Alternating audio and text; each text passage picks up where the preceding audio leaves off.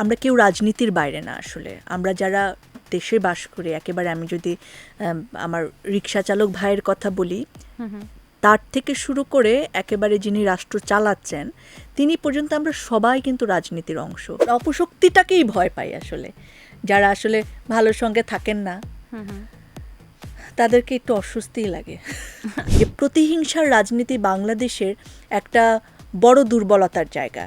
এখন যে দল ক্ষমতায় আছেন সে অপোজিশনকে যদি একেবারে দমিয়ে রাখেন, যে অপোজিশন সাপোর্ট করেন সেই শিল্পীকে আপনি গান গাইতে ডাকবেন না, সেই শিল্পীকে অতিথি হিসেবে ডাকবেন না। সেক্ষেত্রে বলবো আমি খুব লাকি, আমার প্রডিউসার যারা ছিলেন তারা আমাকে সেই স্বাধীনতা দিয়েছেন, তারা আমাকে বিশ্বাস করেছেন। সেই জায়গা থেকে একই রকম আছে এখনো, আগে যা ছিলাম তাই। আচ্ছা, আগেও সত্যি বলেছি, এখনো বলছি। জাগো এফএম এর অ্যাপ এখন পাওয়া যাচ্ছে অ্যাপ স্টোর এবং প্লে স্টোরে। নতুন বাংলাদেশ বা নতুন স্বাধীন বাংলাদেশ হওয়ার পরে অনেকেই কিন্তু অনেক কিছু পরিবর্তন চাচ্ছে। শুধু তাই নয়, আমাদেরও কিন্তু মানে আমরা যারা উপস্থাপিকা বা গণমাধ্যমও কিন্তু অনেক বেশি পরিবর্তন হয়েছে, অনেক বেশি স্বাধীন হয়েছে। যেমন আজকে আমি আপনাকে যে কোয়েশ্চেনগুলো করতে পারবো সেই কোয়েশ্চেনগুলো কিন্তু আমি কিছুদিন আগেও হয়তো বা করতে পারতাম না, এমন। তো সেক্ষেত্রে আপনার কি মনে হয় যে আপনি তো একজন উপস্থাপিকা, আমরা যারা উপস্থাপিকা আছি তাদের কি আপনার এই তাকানোর ভঙ্গি না আমার কেমন ভয় লাগে, মনে হচ্ছে যে খুব সিরিয়াস। আপনি কি সবসময় এরকম সিরিয়াস থাকেন? না না, এই যে আমি অনেক হাসছি।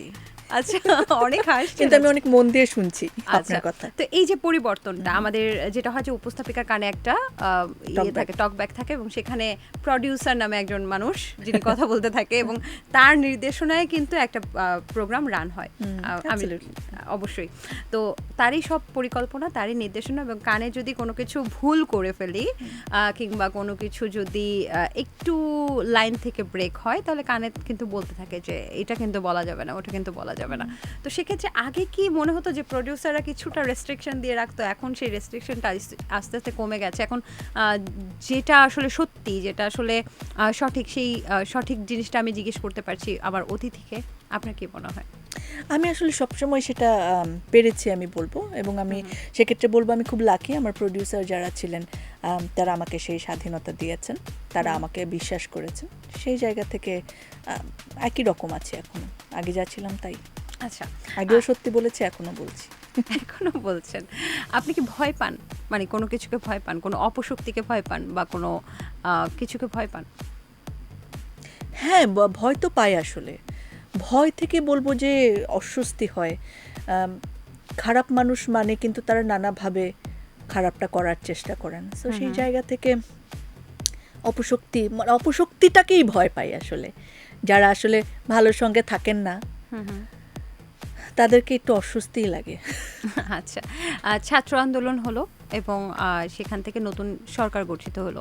এই ছাত্র আন্দোলনের প্রথম থেকেই কি আপনি তাদের সাথে ছিলেন, মানে মনস্তাত্ত্বিকভাবে? আমি তো জানি যে সক্রিয়ভাবে রাস্তায় ছিলেন না, কিন্তু মনস্তাত্ত্বিকভাবে কি প্রথম দিন থেকে ছিলেন, নাকি আপনি এই শোগুলো করার পর বা মানুষের কাছে লাইমলাইটে আসার পর থেকে তাদের সাথে থাকেন? দেখেন, আমরা এটা তো পুরোপুরি একটা আমি বলবো যে আমরা কেউ রাজনীতির বাইরে না আসলে। আমরা যারা দেশে বাস করি, একেবারে আমি যদি আমার রিক্সা চালক ভাইয়ের কথা বলি, তার থেকে শুরু করে একেবারে যিনি রাষ্ট্র চালাচ্ছেন তিনি পর্যন্ত আমরা সবাই কিন্তু রাজনীতির অংশ।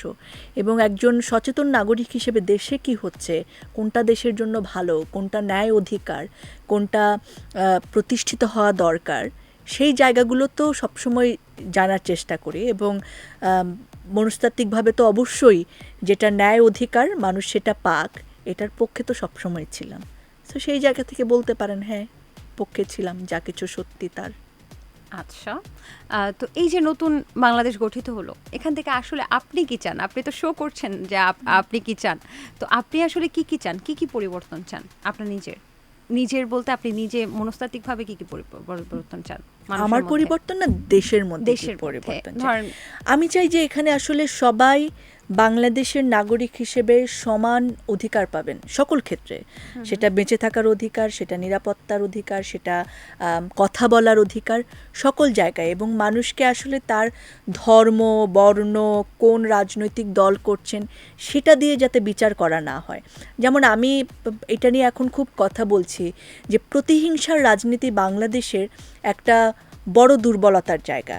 এখন যে দল ক্ষমতায় আছেন সে অপোজিশনকে যদি একেবারে দমিয়ে রাখেন, যে অপোজিশন সাপোর্ট করেন সেই শিল্পীকে আপনি গান গাইতে ডাকবেন না, সেই শিল্পীকে অতিথি হিসেবে ডাকবেন না, কিংবা তাকে ব্যবসা করতে দিবেন না, তাকে লাইসেন্স দিবেন না, সেই জায়গায় পৃথিবীর নিয়মে যখন ক্ষমতার পরিবর্তন হবে তারা আবার ক্ষমতায় এসে যদি অপোজিশনকে আবার একইভাবে করেন, সেটা ধ্বংসাত্মক আসলে আমাদের দেশের জন্য।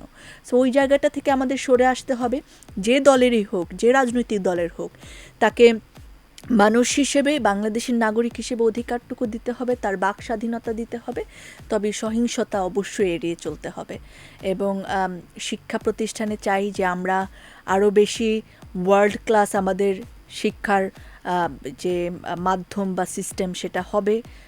আমাদের দেশ থেকে অনেক স্কলার, আমাদের শিক্ষার্থীরা ভীষণ মেধাবী, আমরা অনেক মেধাবী, নিজেদের প্রশংসা নিজেরাই করি, সেই সুযোগটা যাতে আমাদেরকে করে দেওয়া হয়, যে যে জায়গায় ভালো সেই জায়গায় সে যাতে কাজ করতে পারে, একটা নিরাপদ জীবন আসলে।